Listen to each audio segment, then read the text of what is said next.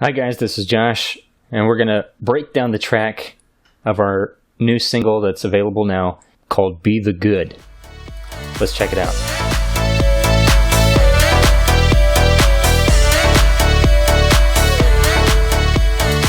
The first sound that we started with is a kick sound. That's usually how I start all of my tracks, is just with a bass drum. This is what it sounds like. And it was made from two different layers. One came from Marvin Palin's VST plugin called BDX, which is the bass drum module. And it's essentially a synthesizer. And you can tweak the crap out of it.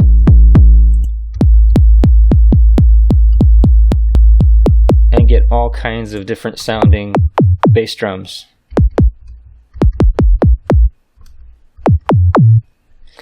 So that was one layer. I just tweaked it till I got a setting that I really liked, rendered it as audio, and then brought it back in and mixed it with an actual acoustic kick drum sample. So I just mixed those two layers together. I got the attack of the acoustic bass drum, and then more of the low end of this synthesized bass drums, very, very sort of 808 sounding bass drum. Those two mixed together created this. This comes in right after the intro, and it's basically just 4 on the floor throughout the entire song, except for one section, which is like a pre-chorus, which I'll show you that later on. But this is essentially the starting point of the song, as well as the starting point of many of my songs.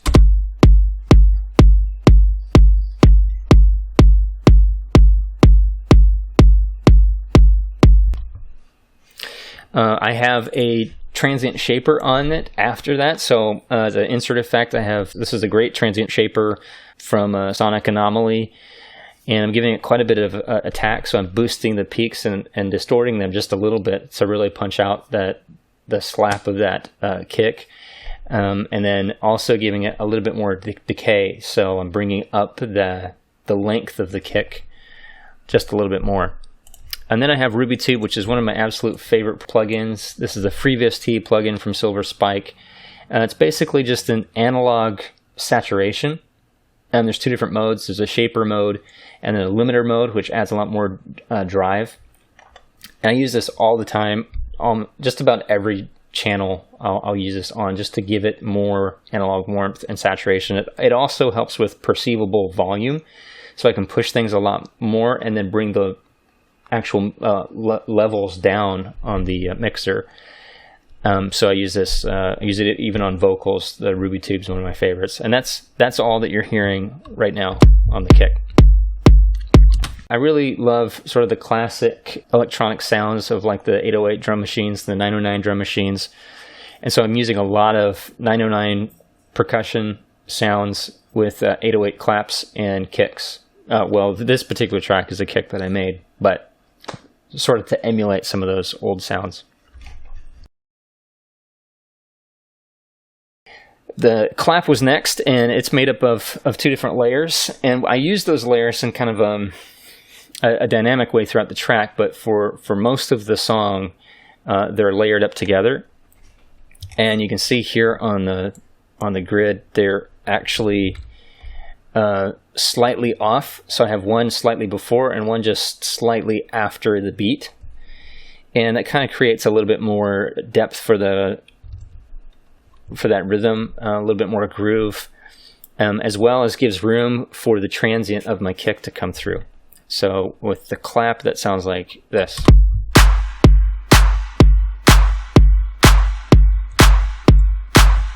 I have just a little bit of reverb on there, and I have both of those running through the same channel with the RubyTube set on the limiter setting to give it a little bit more distortion.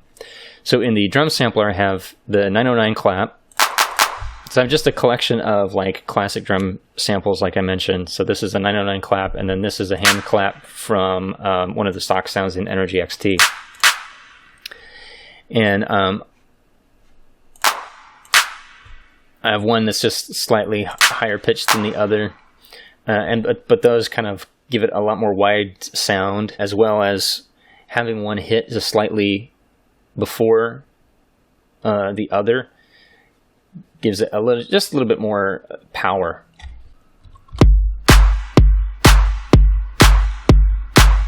So I love just getting a really simple groove, just enough to kind of start working with. I only have like 2 other sounds basically for the drums throughout this entire song. The next one is the hi-hats, and I have 2 hi-hats again from the 909 drum machine, closed hi-hat and an open hi-hat.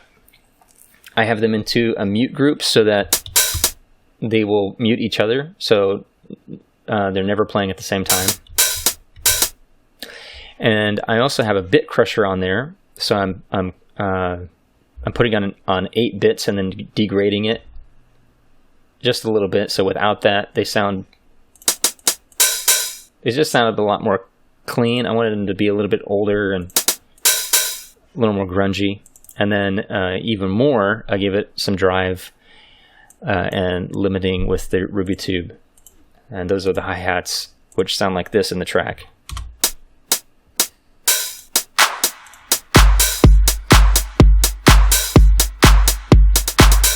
Just basically on the off beat, except at the end of every 4 bars is a little bit of a hi-hat roll.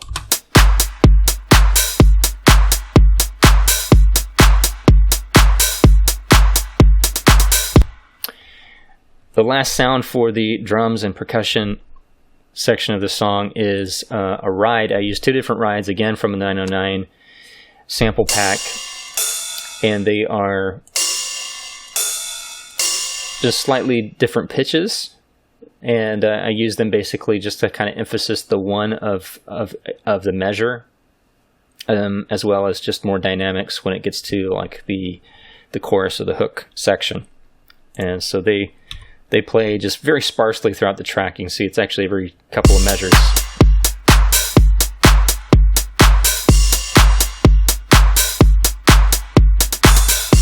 And then at the end of that 4 bars, I have the higher ride. And that pretty much makes up the entire drum section of Be the Good.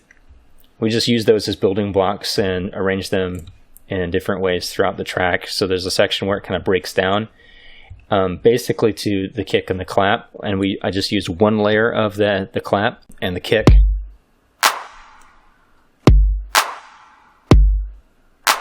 And that plays with just the bass line.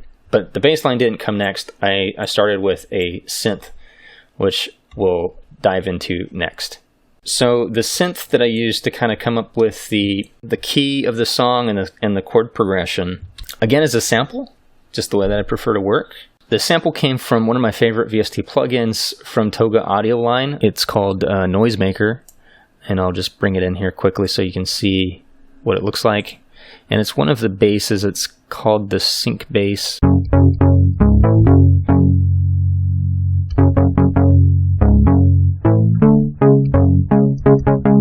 So I like that preset. I changed it just a little bit. Basically, it's 2 oscillators that are tuned a little bit differently to each other.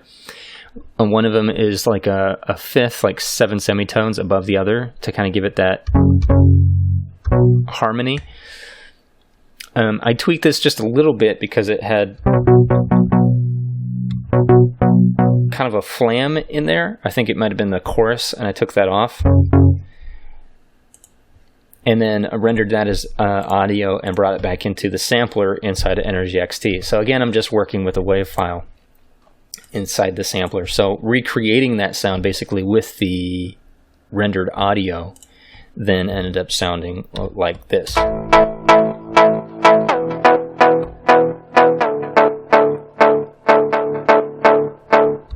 And what I did is I high-passed it quite a bit because it was actually a bass preset. I'm using it more as like a synth pluck.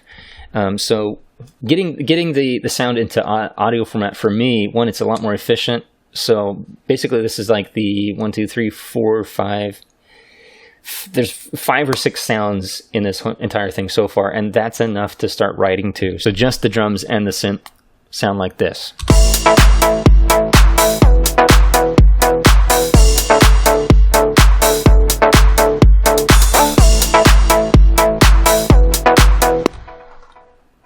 So on that sample, I have the transpire again, which I'm using that quite heavily to get more of a pluck sound out of the transient.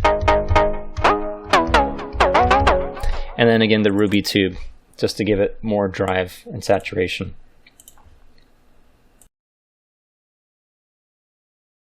The next thing we added was the bass to kind of emphasize those notes, which are playing the same notes as that synth, just like an octave below them. And the bass is another sample from a DX, it's a Yamaha old synthesizer. So it's a DX bass from a sample pack. Again, just a very short sample that I've loaded into the sampler in EnergyXT, which sounds like this. And it plays the same notes as that synth.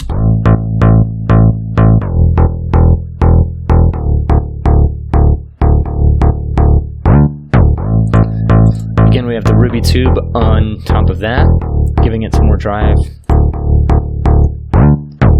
And in the sampler, I've given it 100 milliseconds of pitch glide, so every time it switches to another note, you'll hear that transition, that kind of glide. And for me, that just kind of made it a little bit more modern, using a very old sound, kind of an 80s sounding bass, but giving it a pitch glide made it a little bit more modern.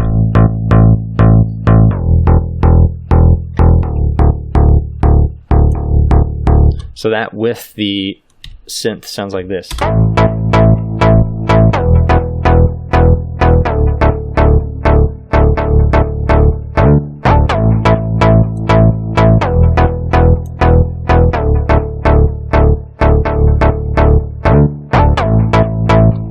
And then with the drums, sounds like this all together.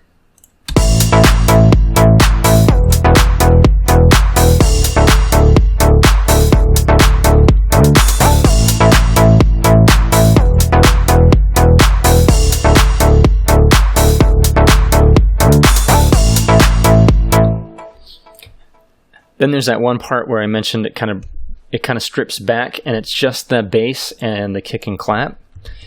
And that's the pre-chorus, so we wanted to have it build a kind of dynamic, so right before it comes into the chorus. And so we went halftime with the beat, so we changed the pattern, but also Joanna came up with an alternate bass line, so the bass changes as well on this sort of pre-chorus.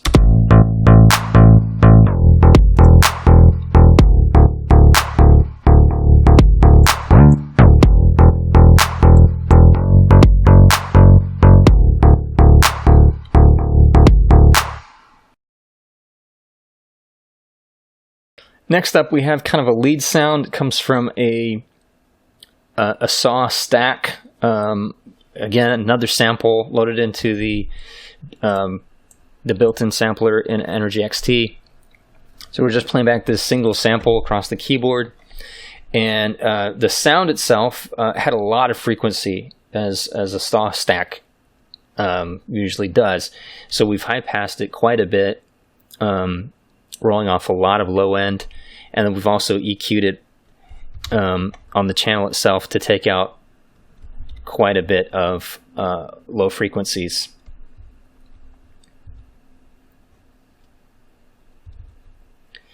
And so now it sounds like this. And you can play chords with it. But basically we just wrote a riff to go along with the bass line and that initial synth with that fifth in there, so sort of the chords of the song, and together those sound like this.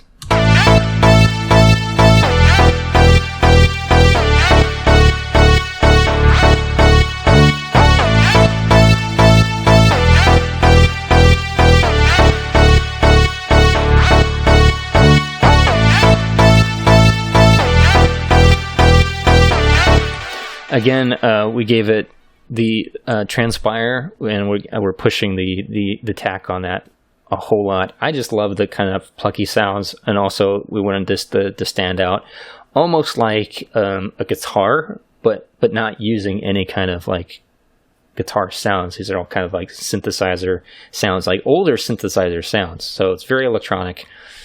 And so we use the transpire from Sonic Anomaly again to boost the transient, that first attack on that sample. And then a bit crusher. Without the bit crusher, it sounded like this.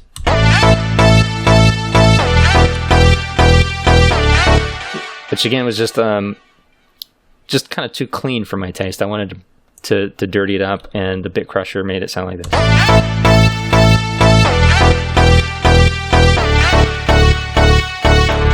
It's subtle. It takes out a little bit of the high end and kind of introduces a little bit more harmonics.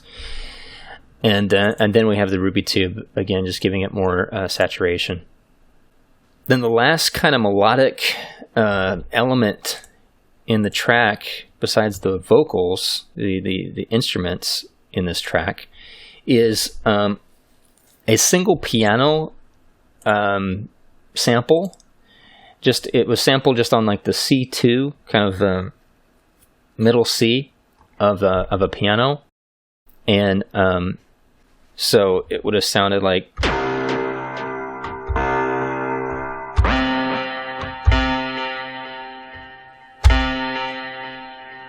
that. I gave it a lot of reverb and then resampled it, so that reverb was like printed within the audio file itself. And then we've given it a lot of pitch glide. So we've upped the glide there on the sampler, so that it does this big transition and sounds a little bit more synthesizer rather than piano, but the source came from a piano note. Then we put another bit crusher on this one as well, so now it sounds a little bit more digital, a little older. And then ruby tube to again limit it and give it more aggressive sound. So those sounds all together with the drums make up the meat of the instrumentation for the entire song. And here's what it sounds like now.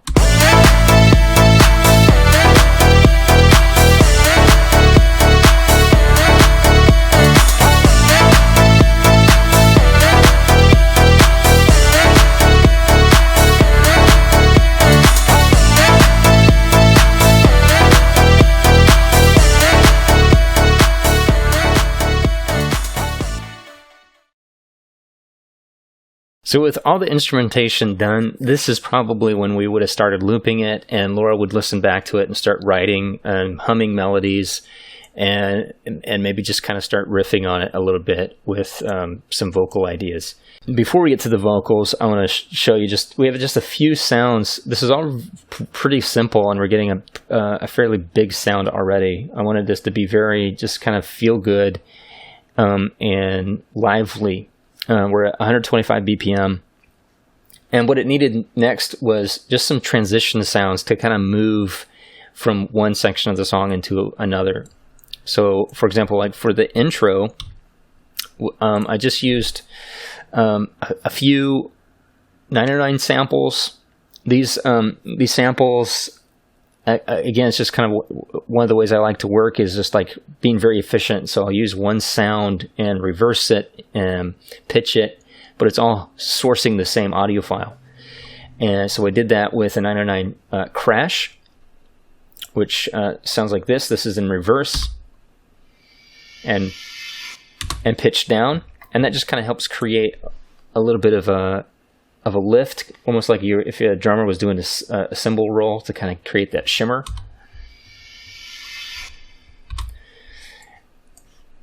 Then we have some white noise.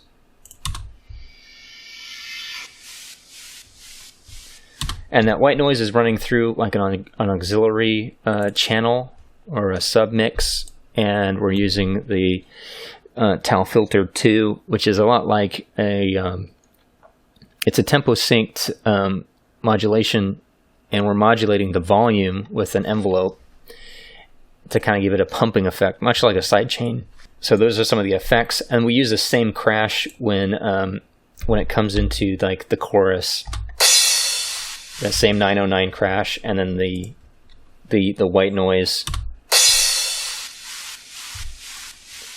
just fading out the other way. There's one more sound in here for the effects, which is this tom reversed. I use the same tom for sort of an instrument I added like right at the very end, which I'll show you in just a minute. But it's basically a pitched tom, so we're using it kind of like as a chromatic percussion, and I use that with some reverb on it and rendered that out as audio, so it sounds like this. That's actually a tom. It's just slowed down, stretched out, and you're hearing most of the tail of the reverb. So I used that in reverse as well in the intro, right here.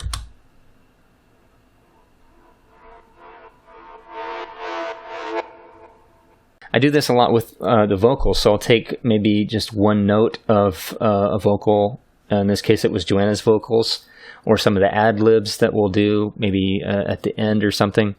And I like to chop them up and reverse them and slow them down or feed them through a reverb. And so I used a note that Joanna sings as also a vocal effect to kind of bring in the intro. So all of that together, with the intro, sounds like this.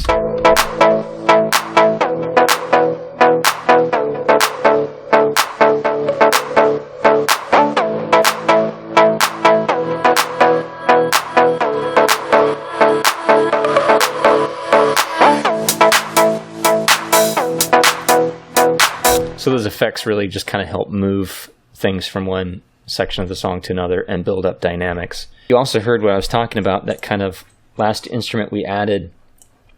This is a tom that I'm using almost as like a pluck, synth pluck sound. And the original sample sounded like this. That's the original sample. I put it into the sampler and pitched it so that it would be in key, and when you played it across the keyboard, and put a reverb on it so it really lengthens out the tail of that tom. And so we ended up with something like this.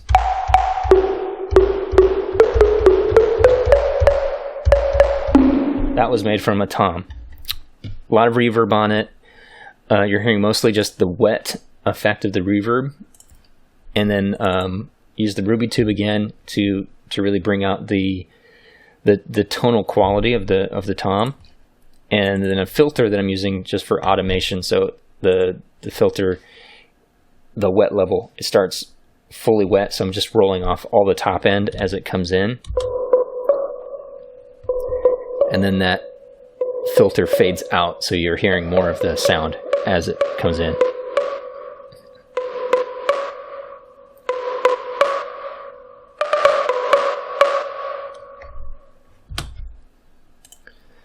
And I just sprinkled that sound throughout the arrangement. It comes in here as well. Does the same thing, kind of that filter fades in.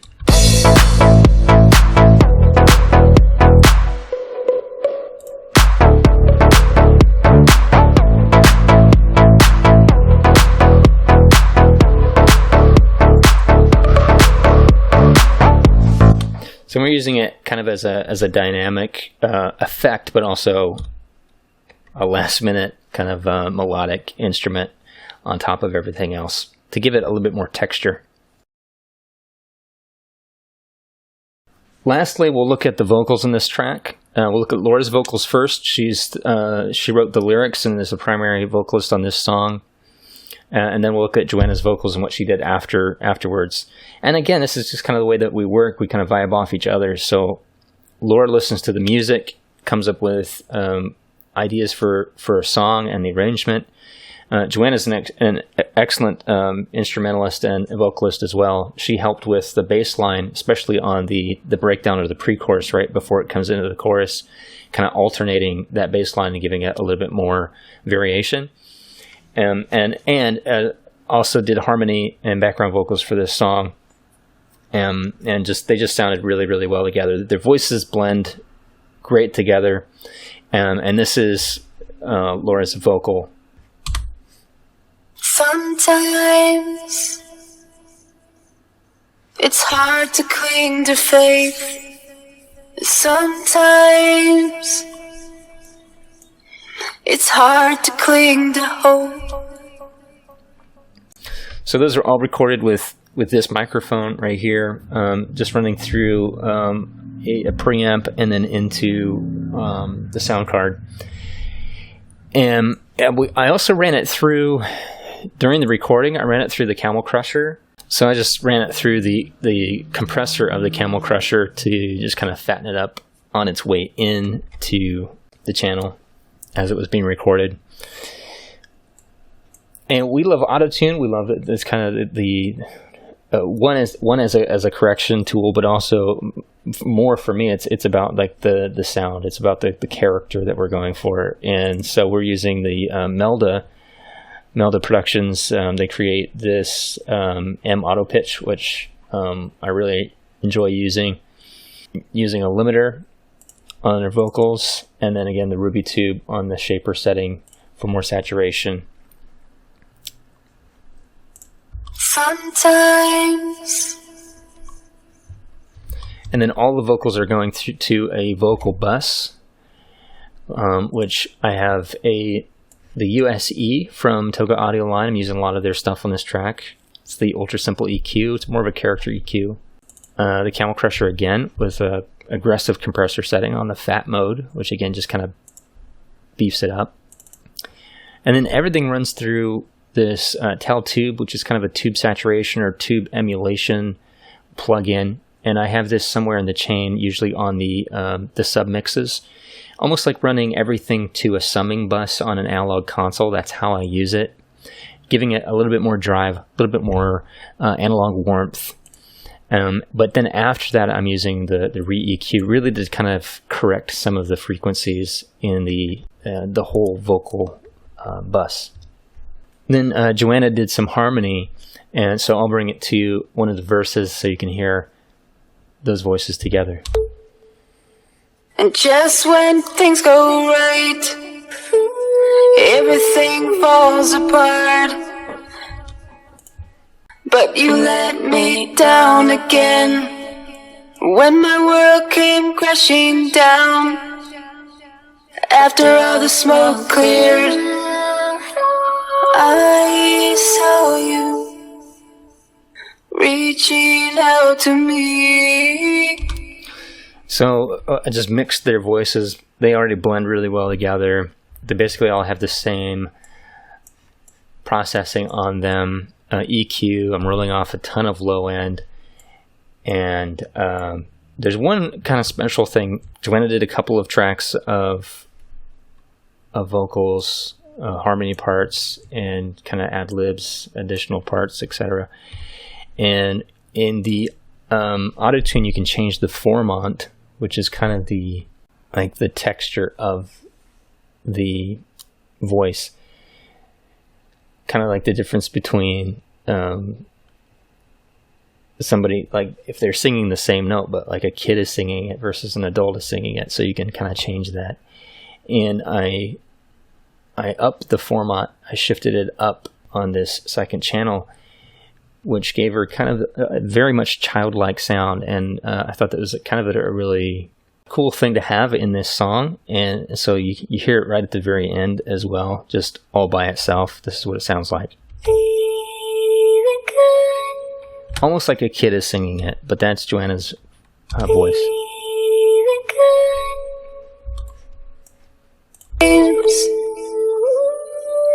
It's hard to cling to hope.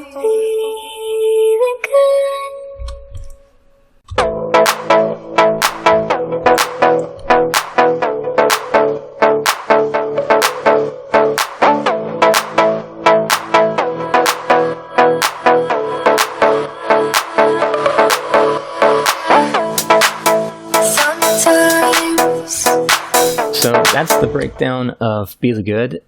I hope you check it out. PomeroyMusic.com. Thanks for watching. Everything falls apart.